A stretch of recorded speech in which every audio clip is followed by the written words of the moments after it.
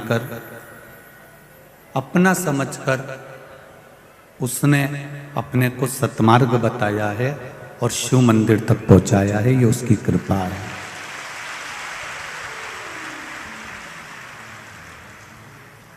यदि उसकी करुणा ना होती, कृपा ना होती, दया ना होती तो हम किसी एक स्थान तक पहुंच भी नहीं पाते।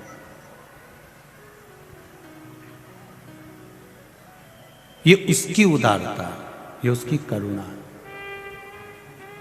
अब इतनी दया मेरे भोलेनाथ जी ने करी है तो हम भगवान से एक प्रार्थना आप और हम हमेशा करते रहें कि हे प्रभु, जब किसी का जन्म होता है तो उसके आने की सूचना तू 9 महीने पहले दे देता है। माता के गर्भ में अगर कोई आने वाला है तो उसकी सूचना 9 महीने पहले मिल जाती है कि 9 महीने के बाद में छोरा छोरी आएगा, इसके यहाँ संतान आएगी। तो अपन कितनी तैयारी कर लेते हैं। माताएं उसकी पुराने कपड़े निकाल के गोदड़ी सिल लेती है, फिर छोटा छोटा कपड़ा उन फाड़ फाड़ के वो की पुंथरिया बना लेती है, फिर थोड़ा बादाम काजू और मखाना और गोंद का लड्डू सब तैयार होता है। आधा 1 किलो घी भी रख लेती है संभाल के कि अब बहू को जापा होने वाला है। बोलो री इंदौर वालियों, सही है कि गलत? अब परमात्मा से बस इतना जरूर कहना, मेरे महाकाल राजा, तूने जैसे आने की सूचना 9 महीने पहले दे दी, ऐसी हमारी जाने की सूचना 2 घंटे पहले दे देना तो हम भजन करेंगे।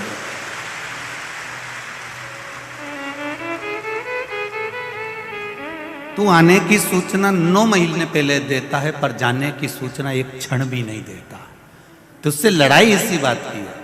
अगर तू जाने की भी सूचना हमको दे देना कि हाँ तू 2 घंटे बाद मरेगा या 4 घंटे बाद मरेगा या 7 घंटे बाद। राजा परीक्षित को मालूम पड़ गया था कि 7वें दिन मरेगा।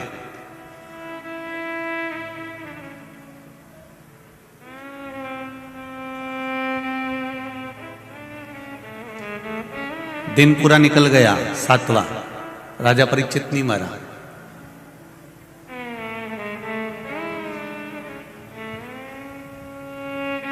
बेटे ने कांच के महल में, जन्मेजय ने अपने पिता को कांच के महल में रख दिया, पर अंदर एक मक्खी भी, चींटी भी नहीं जा सकती थी। तब अनार का रस गिलास में भरकर जा रहा था और उसके नीचे पहले जो गिलास चलते थे उसमें नीचे सी पेंदी होती थी, ऐसा कुछ लगा होता था, अंदर गहरा होता था। किसी किसी के यहाँ होंगे ऐसे गिलास पुराने जमाने के। आजकल तो गिलास एकदम प्लेन होता नीचे से, पर पहले जो गिलास होते थे उसमें पेंदी होती थी रखने की, अलग ही रखा जाता था। उस पेंदी में चिपक कर तक्षक नाग चले गए और शाम होते होते होते होते अंत में उसके प्राण छूट गए।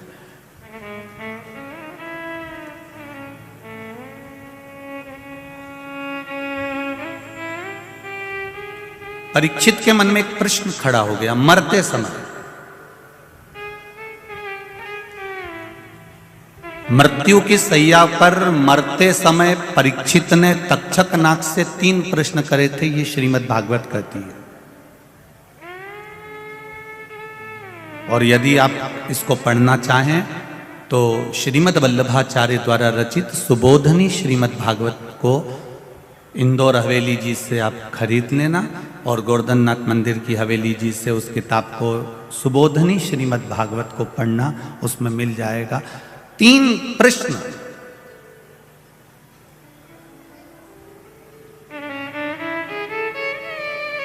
तक्षक नाग और परीक्षित के बीच में हुए।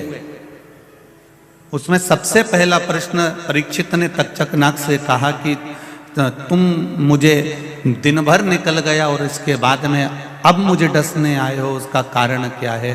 तो तक्षक नाग ने कहा, ये संपूर्ण बनाने वाला काल, घड़ी, पल, नक्षत्र, समय सब कुछ मेरे महादेव ने बनाया है, इसलिए उसका नाम महाकाल है, इसलिए उसको लोग महाकाल कहते हैं।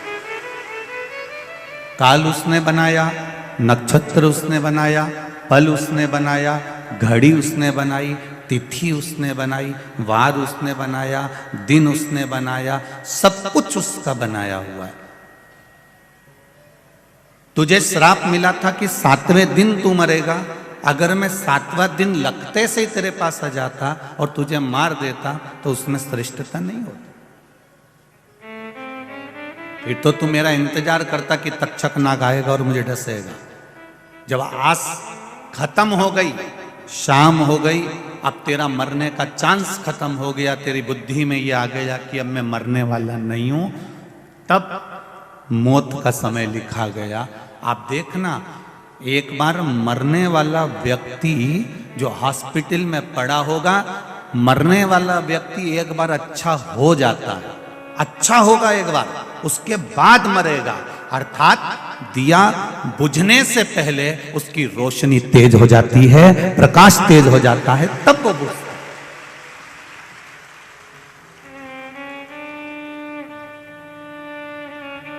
दिया बुझने से पहले उसका प्रकाश, उसकी रोशनी तेज हो जाएगी, बत्ती पूरी जल जाएगी, बहुत तेज हो जाएगा प्रकाश, तब वो बुझेगा, तब वो शांत होगा।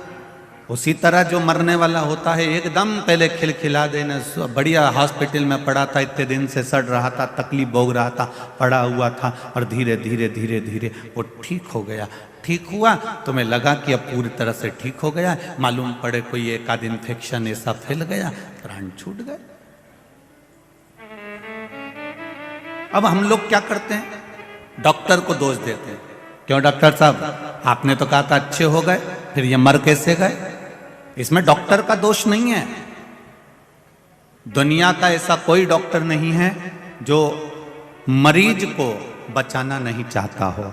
डॉक्टर भी अपने घर से चलता है तो भगवान को हाथ जोड़कर चलता है कि सबको स्वस्थ रखना मेरे मालिक, वो भी हाथ जोड़कर जाता है। वो भी परमात्मा के सामने कहकर जाता है कि जब मैं क्लिनिक पर जाऊं, हॉस्पिटल में जाऊं तो ठीक हो जाए।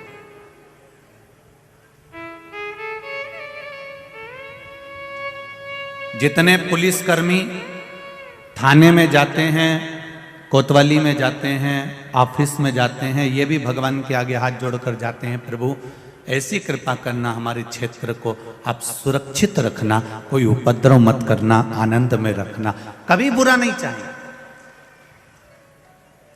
एक साधारण से साधारण व्यक्ति भी, आज संजय भैया शुक्ला जी अगर ये कथा करा रहे हैं, संजय भैया शुक्ला जी की मित्र मंडली कथा करा रही है, शुक्ला परिवार का आनंद हो रहा है, तो इनका भी लक्ष्य एक ही है, संजय जी शुक्ला जी का, कि मेरा जो क्षेत्र है उसमें कहीं ना कहीं भगवान शंकर की भक्ति होती रहे, अविरल आनंद होता रहे।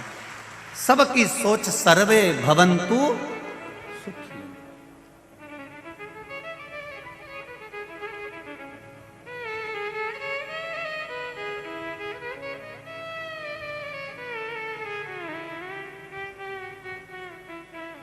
भगवान से प्रार्थना करते रहना कि तूने आने की सूचना 9 महीने पहले दी है, तो जाने की सूचना भी 9 मिनट पहले दे देना, 9 घंटे पहले दे देना, 9 मिनट पहले दे देना, 9 सेकंड पहले दे देना। अगर तू मेरी जाने की सूचना दे देगा तो इतना विश्वास है कि मैं भी भगवान की भक्ति में डूब जाऊंगी, राम नाम लेकर तेरे धाम चली जाऊंगी।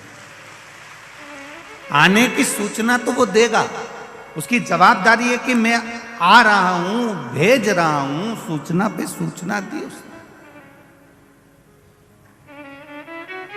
पर जाने की सूचना ना तो आपको मिलने वाली है, ना सीहोर वाले महाराज को मिलने वाली है, ये सूचना नहीं मिलती।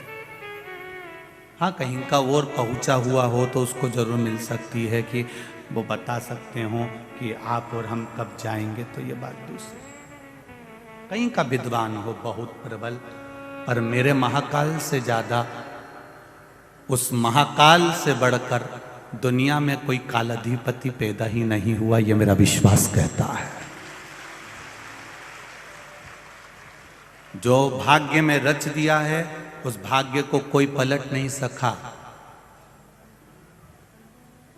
माता जानकी जी और राम जी के विवाह की आज वर्षगांठ है, आप सबको बधाई हो, बहुत बहुत। अब जरा विचार करिएगा, माता जानकी का विवाह करने से पहले, राम जी का विवाह करने से पहले कितनी लग्न पत्रिका लिखी होगी, कितना मुहूर्त जांचा गया होगा, कितना कितना मुहूर्त निकाला गया होगा। उसके बाद भी माता जानकी को वन वन डोलना पड़ा। ये ललाट पर लिखा था, भाग्य पर लिखा था। राम जी को राजा बनने से पहले मुहूर्त निकाला गया था, बड़े बड़े तीर्थों का जल लाया गया था, तीर्थ जल लेकर आए, मुहूर्त निकाला गया, सारे विद्वान बैठे और मुहूर्त निकालकर राज तिलक होने की तैयारी थी, पर ललाट पर वनवास लिखा हुआ था।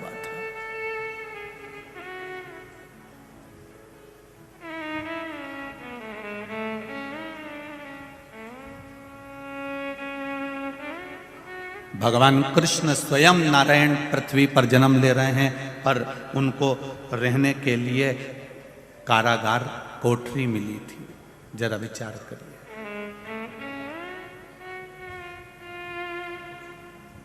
द्वारिका का राज्य भी मिल गया तो सुख नहीं भोग पाए बहू।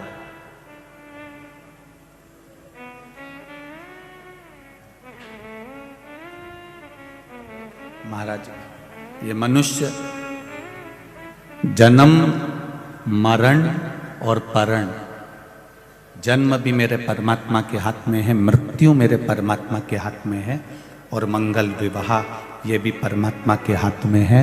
किसका कब होना है उसने लिख कर दे दिया, बस उसी घड़ी, उसी पल, उसी नक्षत्र में, उसी समय होगा, चाहे आप 7 ताले में बंद क्यों ना कर दिए।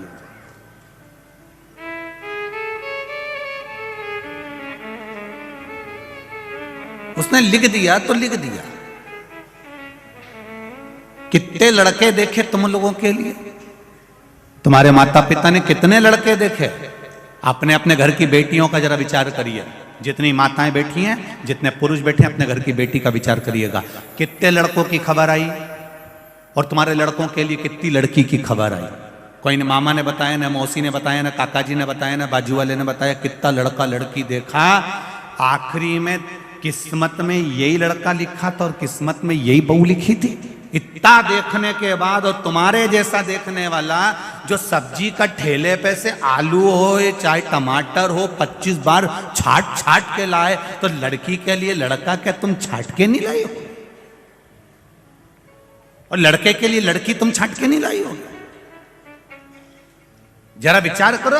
एक छोरे के लिए बहू ढूंढने गई तो 50 बार विचार करा, नी की नाक लंबी है, नी ये अच्छी दिख रही है, नी ये सांवला कलर है, कोई बात नहीं, छत तो अच्छी है, बढ़िया है, जोरदार है, परिवार अच्छा है, कुटुंब अच्छा है, इनके माता पिता अच्छे हैं, बड़े संस्कारी थे, सब छाट के लेके आई थी। पर तुझे क्या मालूम था कि आते सी चंद्र घंटा हो जाएगी? तेरे को क्या मालूम था? आई तो अच्छी थी, जोरदार थी।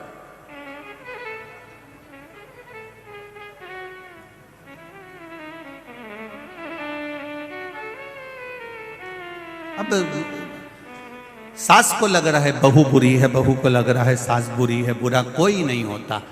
जिंदगी में याद रखना, सास कभी बुरी नहीं होती। अगर बुरी होती तो अपनी रकम तोड़वा के तेरे को सोने की रकम नहीं दे देती। और एक बात मेरी माताओं से निवेदन है, बहू कभी बुरी नहीं होती। अगर बहू बुरी होती तो अपने पिता का राजसी ठाट छोड़कर तेरे घर में नहीं आती। ना सास बुरी है ना बहू बुरी है, बस जो समय का चक्र चल रहा है, ये थोड़ा सा चक्र जो चल रहा है ये बुरा है। अब शादी के 2-4 साल इस चक्र में फंसे हुए हो, एडजस्ट करने में थोड़ा सा समय लगेगा थोड़ा। इसलिए हमारे यहाँ अदालत में जब केस पहुंचता है तलाक का, तो एक अदालत अलग से बैठती है केवल समझाने के लिए कि ये समय का चक्र बेकार चल रहा है, इस चक्र को थोड़ा निकल जाने दो, थोड़ा बेकार समय निकल जाने दो। अगर ये बेकार समय निकल गया तो ये निश्चित है तू उसी घर में राज्य करेगी, तू आनंद में रह सकती है।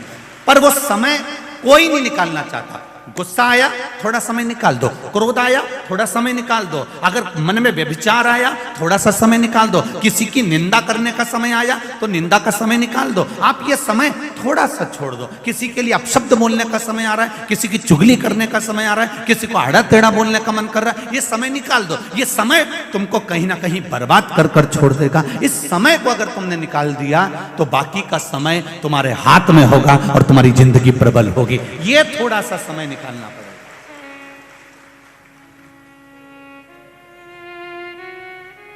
हम समय निकालना नहीं जानते। बहू ने कुछ बोला, तुमने पलट कर जवाब दे दिया। सास ने कुछ बोला, बहू ने पलट कर जवाब दे दिया। कभी विचार तो कर। बहू से भी निवेदन है कि कभी विचार करो, क्या सास बुरी है? नहीं, बुरी होती तो शादी में नाचती नहीं, मेहंदी नहीं लगाती, तेरे पाँव की नाप के चप्पल नहीं लाती, पूछ पूछ के हाथ की चूड़ी का गाला बनवा के सोने की चूड़ी बनवा के लाई। बेचारी खुद नहीं पहनी, ऐसी जोरदार जोरदार साड़ी तेरे को चढ़ाई, और डोकरी तो एक दो साड़ी में अपनी जिंदगी निकाल दी। जरा विचार कर कि सास बुरी नहीं है और ना बहू बुरी है, केवल एक समय जो हमारे सामने चल रहा है, इस समय को थोड़ा सा निकाल दीजिए। बुरा बोल रही है ना, बोलने दो, अपन को समय निकालना है, कोई बात नहीं, समय निकाल दो थोड़ा सा। वो अपशब्द बोल रही है, तुम प्रसन्न होकर समय निकाल दो। बहू ने कुछ कह दिया, सास से निवेदन है तुम अपना मन कहीं भगवान की भक्ति में लगा, थोड़ा सा समय निकालो। ये समय अगर निकल गया तो तुम्हारे बेटे का, बेटी का घर नहीं टूटेगा और वो घर संभल जाएगा। हम समय निकालना नहीं जानते। हम तो बस जरा सा किसी ने कहा तेरे को इतनी तकलीफ है, अभी रुक जा, तू रुक अभी। और दक्ष प्रजापति जैसे तैयार होकर सामने खड़े हो गए। श्राप दे दिया चंद्रदेव को, काया का रोग हो जाए तेरे को। अब दामाद को अगर काया का रोग हो गया तो भोगना किसको पड़ा? अरे बोलो तो रीजी जी, भोगना किसको पड़ा? बेटियों को। वो सारे सब दूर हाथ जोड़ती फिर रही, मेरा पति अच्छा कर दो, मेरा पति अच्छा कर दो, मेरा पति अच्छा कर दो। तुमने किसी के यहां जाकर कह दिया हम तो हमारी सास से परेशान हो गए, भगवान ऐसा कर दे मेरी सास को पलंग पे पटक दे, पटक दे मेरे भगवान मेरी सास को पलंग पे, इसका मुंह बंद कर दे। अब भगवान ने मुंह भी बंद कर दिया, पड़ी पलंग पे। अब खिला खाना, दलिया बना, जा गुड़ की थुली बना, लापसी बना। अब धीरे से उसको उठा के बिठा, फिर चम्मच से पिला, पिला, तू नहीं मांगा था।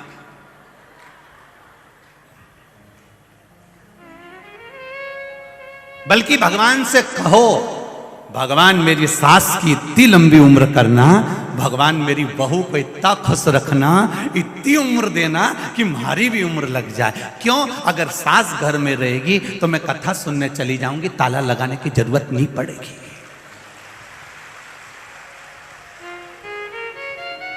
बहू घर में रहेगी तो मैं कथा सुनने चली जाऊंगी, ताला लगाने की जरूरत नहीं पड़ेगी। अगर घर में सास नहीं रहेगी और अकेली रह गई मैं, तो फिर क्या करोगे? ताला लगा के आना पड़ेगा, डर भी लगा रहेगा। वो आएंगे, सब्जी कौन लाएगा, रोटी कौन लाएगा, बच्चे स्कूल से आने वाले होंगे। अगर घर में सास है तुम आराम से मॉल घूम रही हो, तुम्हें कोई फर्क नहीं पड़ रहा, क्योंकि डोकरी घर पे बैठी है।